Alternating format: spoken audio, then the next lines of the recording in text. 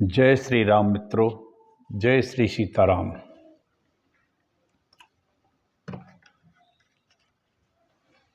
दयालु भक्तजनों, माताओं एवं संपूर्ण धर्म प्रेमी देशवासियों, सनातन धर्मियों, हम ब्रह्म पुराण की कथा कह रहे हैं।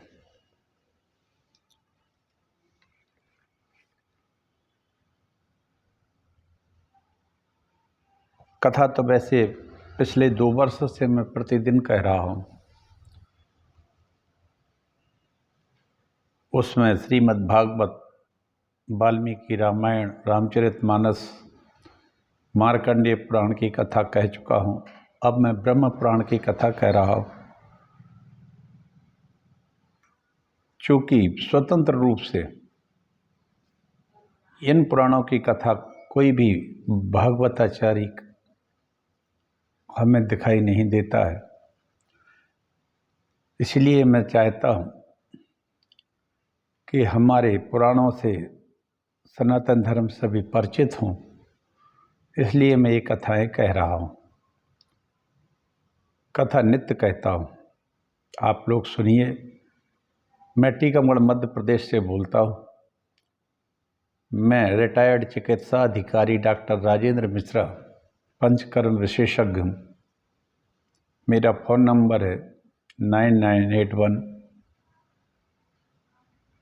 870134 99 81 870 134। यदि किसी को आवश्यकता हो तो वो हमसे परामर्श कर सकता है, और सब निःशुल्क है, ऐसा कुछ नहीं। आज मैं मित्रों एक बात जरूर कहना चाहता हूँ कि हमारे उत्तर भारत में अधिकांश कथावाचक हैं, और सब लोगों की एक राजधानी है, वो है वृंदावन। इन कथावाचकों की सबकी एक कैपिटल वृंदावन है, और होना भी क्यों नहीं चाहिए। भगवान श्री कृष्ण ने जहाँ बाल लीलाएं की हैं अपने, ऐसा अद्भुत वृंदावन धाम ब्रजरज। लेकिन हमारे जो नौजवान बच्चे, युवा, बुजुर्ग, सभी माताएं, बेटियां, सभी हमारे भाई बंधु बुजुर्ग, सभी आदरणीय पूजनीय हैं। वैसे तो ये सभी उत्तर भारत की अपेक्षा दक्षिण भारत में ज़्यादा धर्म प्रेमी हैं, जबकि वहाँ ऐसा कोई भारी प्रवचनकर्ताओं का सेंटर नहीं है। लगभग प्रत्येक व्यक्ति टीका लगा के मंदिर जाता है, और वहीं से सर्वाधिक पढ़े लिखे लड़के यूपीएससी में एवं अन्य परीक्षाओं में उत्तीर्ण होकर देश सेवा भी करते हैं। हम ये नहीं कहते हैं कि उत्तर भारत में नहीं है, उत्तर भारत में भी है।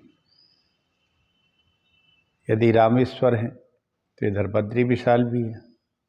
लेकिन ये ध्यान रखो, विद्यालय जरूर जाओ, लेकिन शिवालय भी जाओ। शिवालय जाओगे, विद्यालय जाओगे, तभी सब कुछ आपका भला होगा, देश का भला होगा, हमारी संस्कृति का और धर्म का भी भला होगा। क्योंकि हमारे युवा ही इसके वाहक होंगे, सनातन धर्म के। हमारे शंकराचार्य केरल के ही रहने वाले थे। आहा, मेरा मित्रों आप सभी से आग्रह यह है कि आप लोग विद्यालय जरूर जाएं, पर शिवालय जरूर जाएं और माथे पर एक टीका भी हो, साथ में जनेऊ और चोटी और कंठी की माला हो तो बहुत अच्छा है। ये सब चीज़ें उत्तर भारत की बनस्पत दक्षिण भारत में ज़्यादा है, और जबकि भागवत कथा के वाचक विद्वान ये सभी उत्तर भारत में ज़्यादा है। मेरा किसी से कोई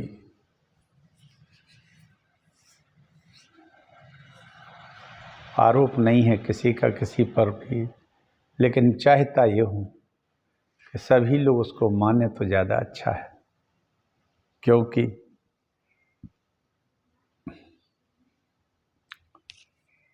हर तरफ से धीरे धीरे धीरे धीरे एक योजना के तहत संपूर्ण भारतवर्ष को खंडित तो किया ही जा चुका है। बकाया जितने भी भारतवासी और बचे विश्व में सिर्फ यहीं वहीं भारतवर्ष में, उनको भी धीरे धीरे बांटा जा रहा है। क्योंकि एक आरक्षण नाम का एक ऐसा झुंझुना पकड़ा दिया है कि जिससे बचे कुछ जितने भी भारतीय हैं वो भी बट जाएं और देश से सनातन लुप्त हो जाए। मित्रों, मेरे इस कथा निरंतर कहने का एक तुच्छ प्रयास है कि सभी लोग इसको सुने और अपनी महान विरासत और संस्कृति को जानें और अपनाएं और मानें, और साथ में अपने बच्चों को भी इस ओर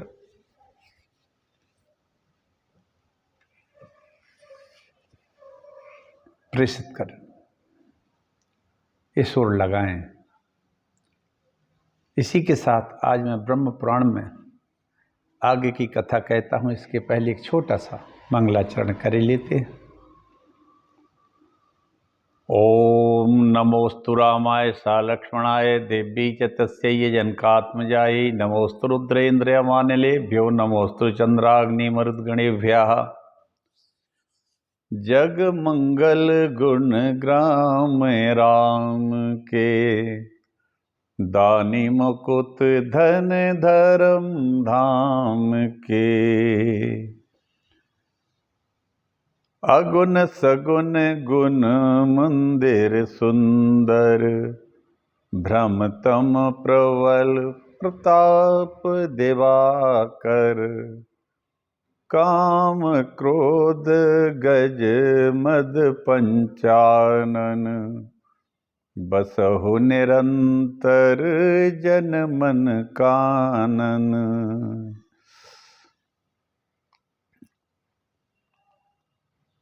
गोग्ने चैव सुरापे च चौरे भग्न व्रते तथा निष्कृति विरहता सभी कृतघ्ने नास्ते निष्कृति। यह श्लोक मैं इसलिए कहता हूँ मंगलाचरण में, लक्ष्मण जी ने सुग्रीव से कहा था, सुग्रीव 4 महीने व्यतीत हो गए हों, तुम अपने किले से बाहर नहीं निकले हो। रघुनाथ जी प्रवर्षण पर्वत पर रहते हुए 4 मासा व्यतीत कर चुके हैं, तुमने एक भी बार सुध नहीं ली। याद रखना, गौ हत्यारा, गौग्ने चैव सुरापे, गौ का हत्यारा, सुरापे शराब पीने वाला, चोर और हर तरह के व्रतों को भंग करने वाला, इन सब की निष्कृति है, इनका प्रायश्चित है। लेकिन ध्यान रखना, कृतघ्न व्यक्ति का प्रायश्चित नहीं होता है, उसको अपने जीवन में वो भोगना ही पड़ता है, चाहे वो किसी योनि में रह के कैसे भी भोगना पड़ेगा उसको। और तू कृतघ्न हो रहा है, भगवान ने तेरा इतना बड़ा उपकार किया, तुम निकल नहीं रहा है भगवान की कृपा से।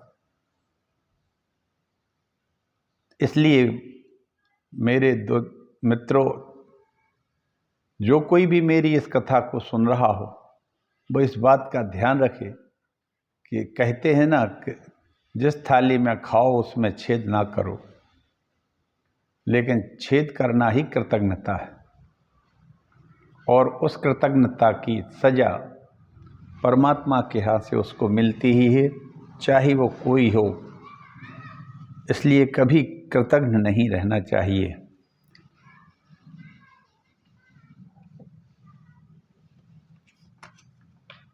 आगे की कथा कहते हैं।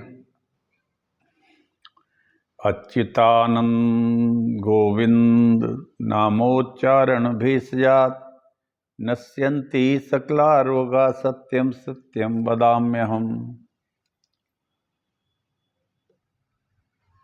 कल की कथा में हमने कहा था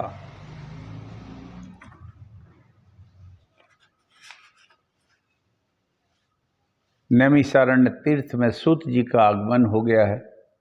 पुराण का प्रारंभ हुआ, सृष्टि का वर्णन कहा था कल मैंने, और सृष्टि के इसी वर्णन में शत्रुपा और मनु का काल बताया था। ये 71 चतुर्युगी के समय तक ते जीवित रहे दोनों। इनके संतानों से पृथ्वी भर गई, प्रजा भर गई। इनके यहाँ 3 पुत्र हुए थे, वीर्य, प्रियव्रत और उत्तानपाद। वीर से काम्या हुई, जो कर्दम की पत्नी हुई। काम्या के भी बच्चे हुए। अत्रि ने उत्तानपाद को ले लिया गोद में, और उत्तानपाद की सुंदरता के गर्भ से ध्रुव जैसे महाभक्त का जन्म हुआ। इसके अलावा कीर्तिमान, आयुष्मान और वसु, ये भी 4 पुत्र थे। ध्रुव की पत्नी शंभु से श्लिष्ट और भव्य 2 पुत्र हुए। ध्रुव के 2 पुत्र थे, एक श्लिष्टि और एक भव्य।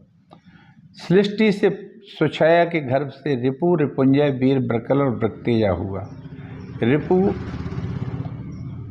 से चाक्षुष नाम के तेजस्वी पुत्र का जन्म हुआ। चाक्षुष के उनकी पत्नी पुष्करणी से महात्मा वीरण की कन्या थी।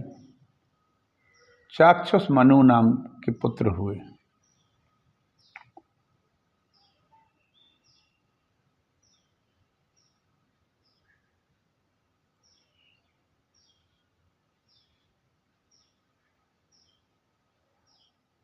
मनु के बैराज प्रजापति की कन्या नटबड़ा के गर्भ से 10 महाबली पुत्र हुए।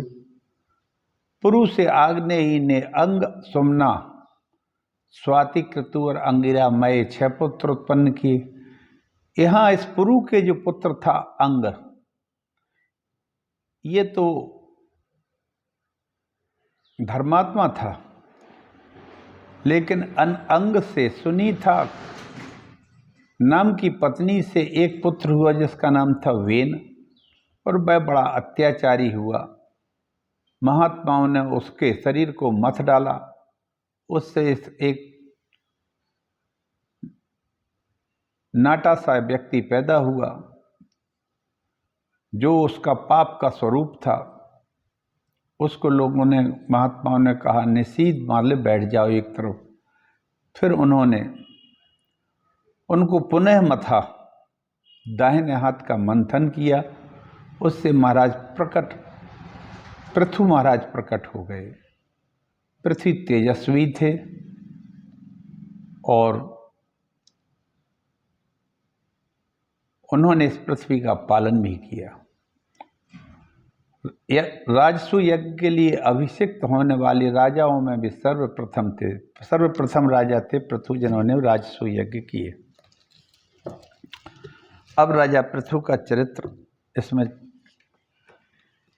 महत्वपूर्ण है। सूत जी कहते हैं, मुनियों, लोमहर्षण जी पृथु के जन्म की कथा विस्तार पूर्वक कहिए। उन महात्मा ने इस पृथ्वी का किस प्रकार दोहन किया था। लोमहर्षण जी बोले, द्विजबरो, ये बेन कुमार, बेन से ही पृथु का जन्म हुआ था। तुम लोग उनकी कथा एकाग्रचित्त होकर सुनो। यह कथा धर्मात्मा व्यक्ति ही सुने या उसको ही सुनाता हूं। दुष्ट को सुनने की, इसकी एक तो दुष्ट सुनता ही नहीं है, अगर सुने तो सुनाना भी नहीं चाहिए, ऐसा कहा सूत जी ने। हालांकि कथा सभी को सुनना चाहिए, दुष्ट की दुष्टता भी खत्म हो जाए, लेकिन व्यक्ति की प्रकृति मिटती नहीं है। प्रकृति व्यक्ति की वैसी यथावत रहती है।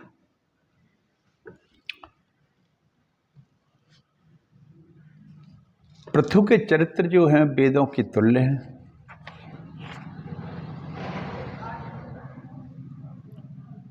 उनकी ये कथा आयु की वृद्धि करने वाला है, वेदों का तुल्य माननीय और गूढ़ रहस्य है। ऋषियों ने जैसा कहा था, मैं जैसा का ज्यों का त्यों मैं आपको सुना रहा हूं, ऐसा सूत जी ने मुनियों से कहा। ये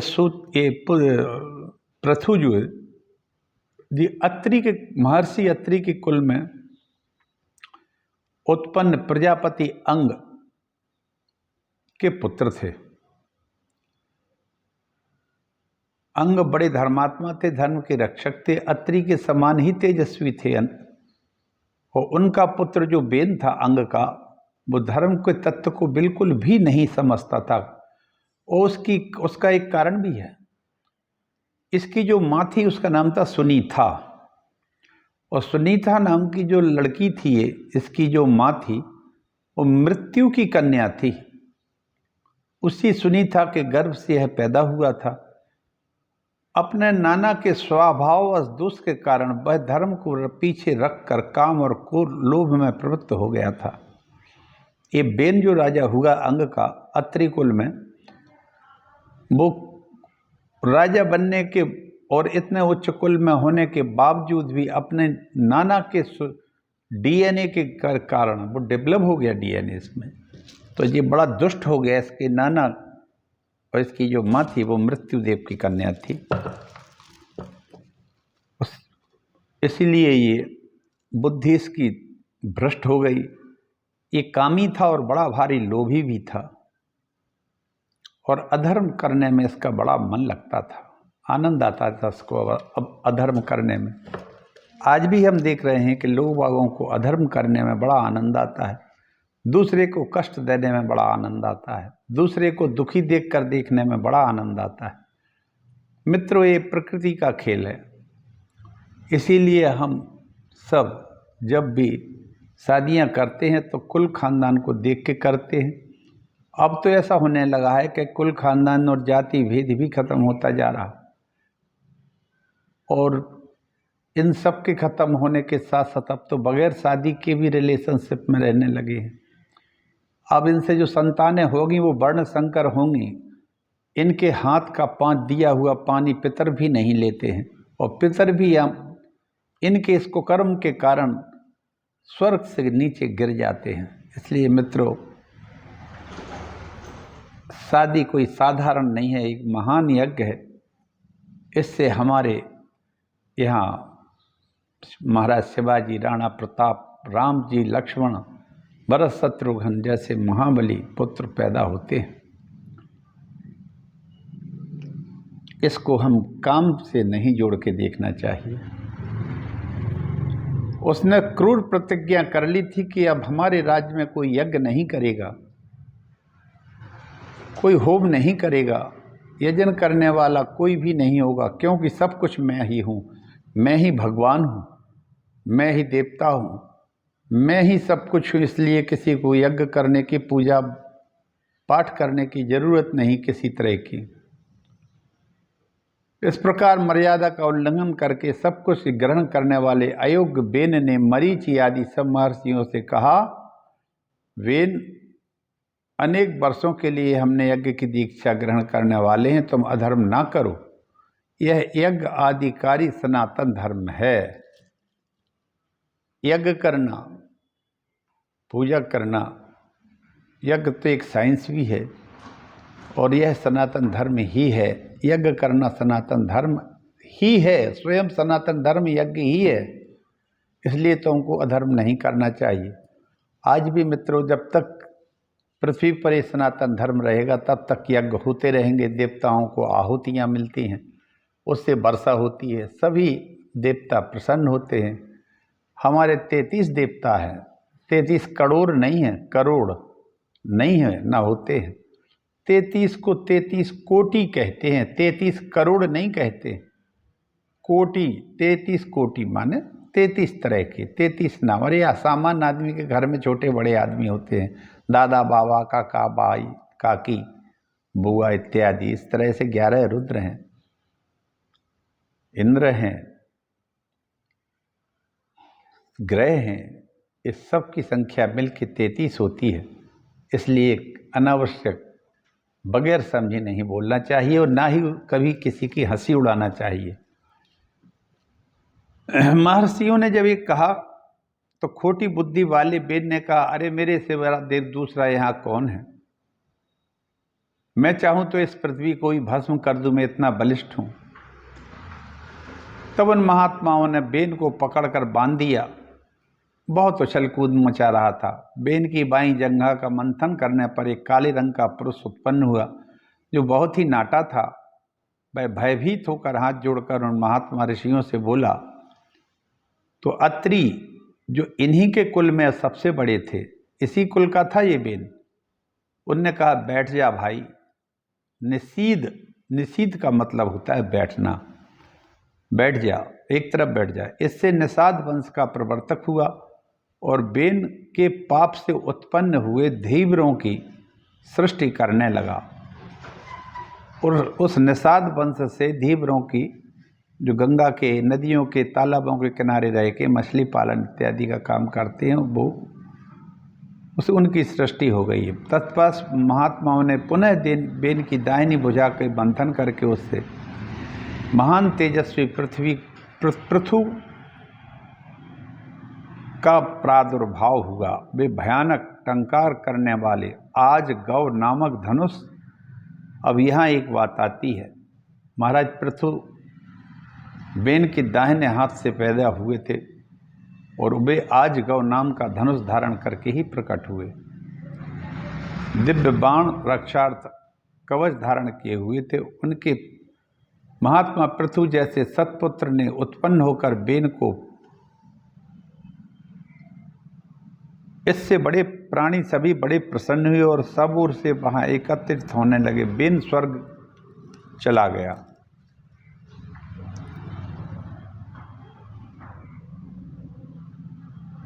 पृथु ने बेन को जब पता लगा कि मेरा पिता महादुष्ट था, तो पता लगाया कि वो पुम नामक नरक में है, तो वहाँ से छुड़ा दिया और स्वर्ग को भेज दिया।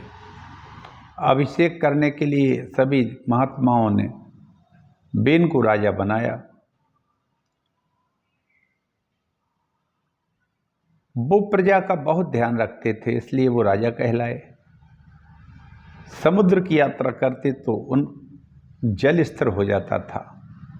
पर्वत उन्हें जाने का मार्ग दे देते थे। राजा का चिंतन करने मात्र से अन्न सिद्ध हो जाते थे। सभी गौएं कामधेनु बन गई थी। उस समय ऐसा नहीं कि एक ही गाय कामधेनु हो देवताओं के पास।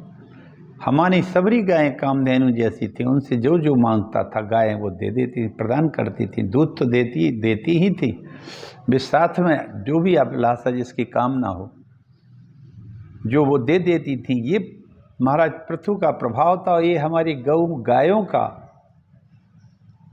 एक बहुत बड़ा गुण था। हमारी देव वेद गर्भा, वेद स्वरूपा गौ माता है। महाराज बेन के समय सभी के घर में वो गायें कामधेनु थी, कल्प वृक्ष जैसी थी, जो चाहो वो ले लो। वाह, आज तो गायों के रहने को, बैठने को, खाने तक को नहीं है। हमें तो लगता है कि जो राजा बेन के समय दुष्टता थी ऐसा ही हो गया है। और ना जाने कितने बेन हो गए, अब तो गौमांस भी खाने लगे, जबकि ये कभी नहीं खाना चाहिए।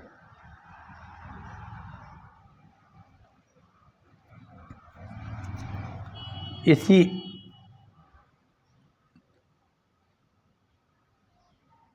उन्होंने जो कर्म बताए उन्हीं को महाबलु पृथु ने पूर्ण किया। तभी लोक में सूत और मागध नाम के 2 बंदी जनों के द्वारा आशीर्वाद दिलाने की परिपाटी हुई। ये भी वहाँ पैदा हुए और एक को मगध को मागध राज्य दे दिया और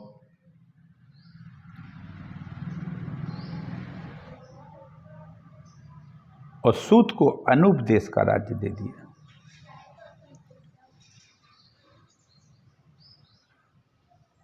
महात्मा राजा से प्रजा ने कहा, आप हमारी जीविका का प्रबंध करिए महाराज। तब पृथु इस पृथ्वी पर भारी अपने रथ से दौड़े। पृथ्वी भय से थर्रा उठी और गौ का रूप धारण करके आई। तब पृथु ने धनुष बाण लेकर उससे कहा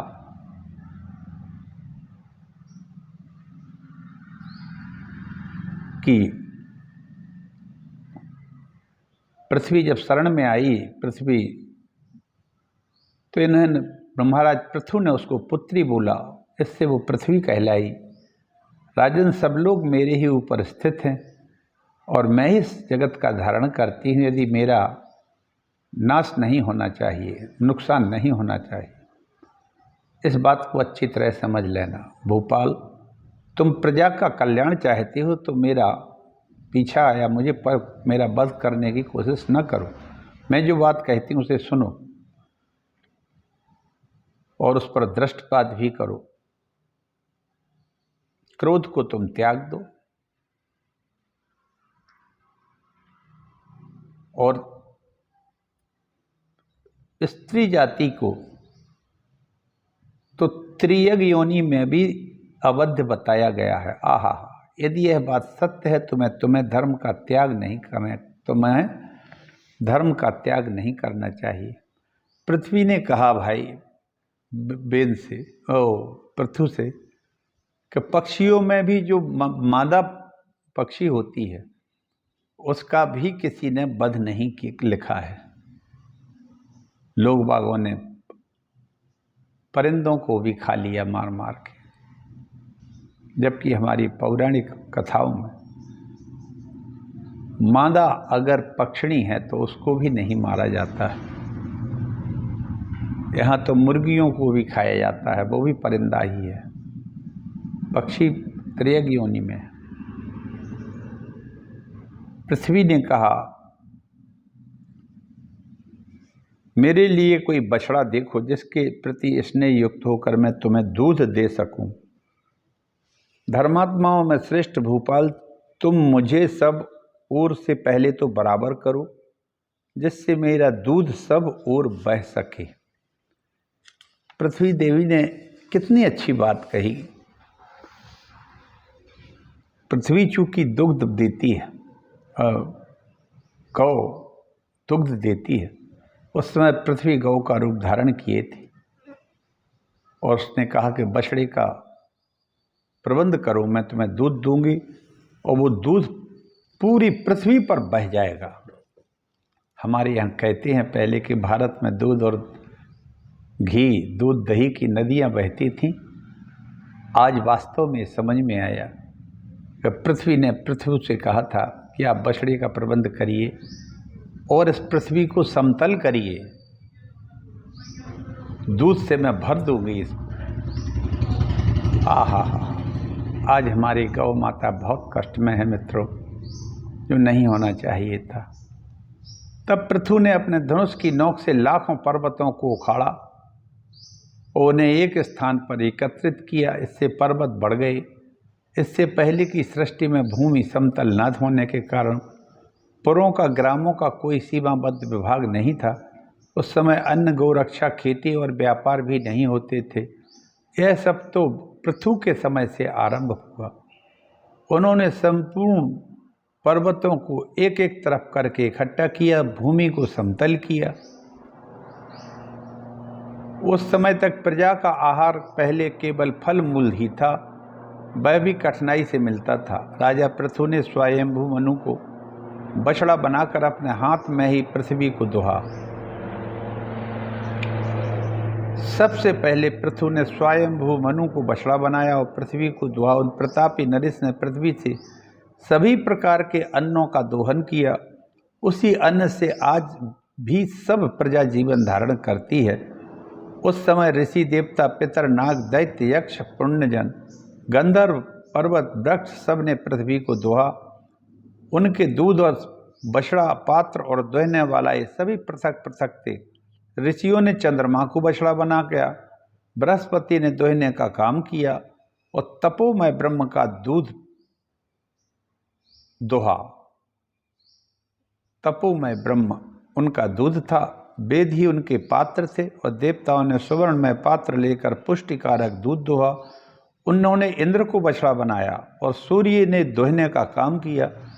पितरों का चांदी का पात्र था, प्रतापी यम बछड़ा बने। अंतक ने दूध दोहा, उनके दूध को स्वधा नाम दिया गया, जो पितरों को दिया जाता है, क्योंकि पितरों का जो पात्र है, जो धातु है, वो चांदी होती है। नागों ने ततक्षक नाग को बछड़ा बनाकर और तुम्बी के पात्र को रखा। ऐरावत नाग ने दोहने का काम किया और विष को दोहा। असुरों ने मधु दोहने वाला बना, उसने मायामय दूध को दोहा और वो माया ही उनके पास रह गई। उस समय विरोचन बछड़ा बना था और लोहे के पात्र में दूध दोहा गया। यक्षों ने कच्चा पात्र था, कुबेर बछड़ा बने। रजत नाभ यक्ष दोहने वाला व्यक्ति था और अंतर ध्यान होने की विद्या उनका दूध था। आहा,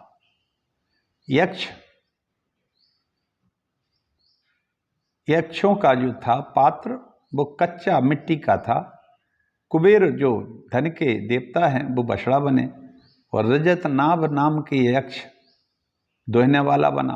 अंतर ध्यान होने की विद्या को रूपी दूध को ने दोहा।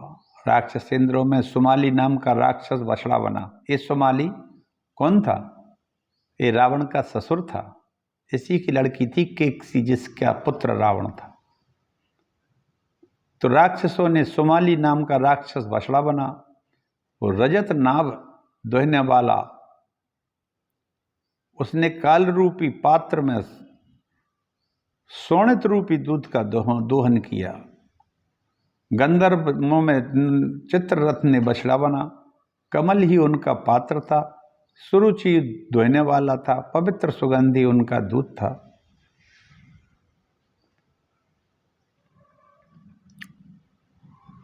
खिले हुए वृक्षों में पाकड़ बछड़ा था।